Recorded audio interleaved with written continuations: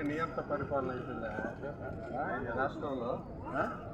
మరి ఈరోజు ఆంధ్రప్రదేశ్ కాంగ్రెస్ కమిటీ పక్షాన ఆంధ్రప్రదేశ్ కాంగ్రెస్ కమిటీ అధ్యక్షురాలు శ్రీమతి షర్మిల గారు ఈ ప్రభుత్వ నిరంకుశ ధోరణి మీద మెగా డిఎస్సి బోగస్ దాని మీద ఈరోజు కార్యకర్తలతో నాయకులతో సచివాలయ ముట్టడి కార్యక్రమం చేపట్టడం జరిగింది. ఈ సందర్భంగా ప్రతి జిల్లా నుంచి నాయకులు కార్యకర్తలు బయలుదేరుతున్న సమయంలో ఎక్కడికక్కడ కట్టడి ఈ ప్రభుత్వం ఆ పరిధిలోని పోలీస్ స్టేషన్ల ద్వారా పోలీసులను పంపించి నోటీసులు జారీ చేయడం, నోటీసు తీసుకోని వాళ్ళని అరెస్ట్ చేస్తామని బెదిరించడాన్ని ఈ ప్రభుత్వానికి హెచ్చరిస్తున్నాం.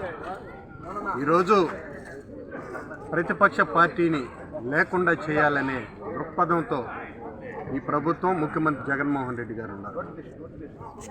ఈరోజు అనేక కార్యక్రమాలు చేపట్టేదానికి ఒక ప్రతిపక్ష పార్టీగా కాంగ్రెస్ పార్టీ ఆధ్వర్యంలో ప్రజలకు ఒక మంచి సందేశం ఇవ్వాలనే ఆలోచన మీద ఈ యొక్క కార్యక్రమాలు చేపడుతుంటే ఎక్కడికక్కడ అరెస్టులు చేయడం, నోటీసులు చేయడం జరుగుతూ ఉంది. ఈ యొక్క మెగా డిఎస్సి కార్యక్రమం మేము దగా డిఎస్సి కార్యక్రమంగా ఈ యొక్క కార్యక్రమం చేపడతా ఉన్నాం. జగన్మోహన్ రెడ్డి గారికి ఒకటే తెలియజేస్తున్నాం, ఎన్నో రోజులు లేదు ఎన్నికలు. ఈ రాష్ట్ర ప్రజలు 5 కోట్ల ప్రజానీకం ఒకటే ఆలోచనలతో ఉన్నారు. మీరు సిద్ధం అంటున్నారు, ప్రజలు సంసిద్ధం అంటున్నారు మిమ్మల్ని ఇంటికి పంపించేదానికి. మీరు ఒకసారి ఆలోచన చేయండి.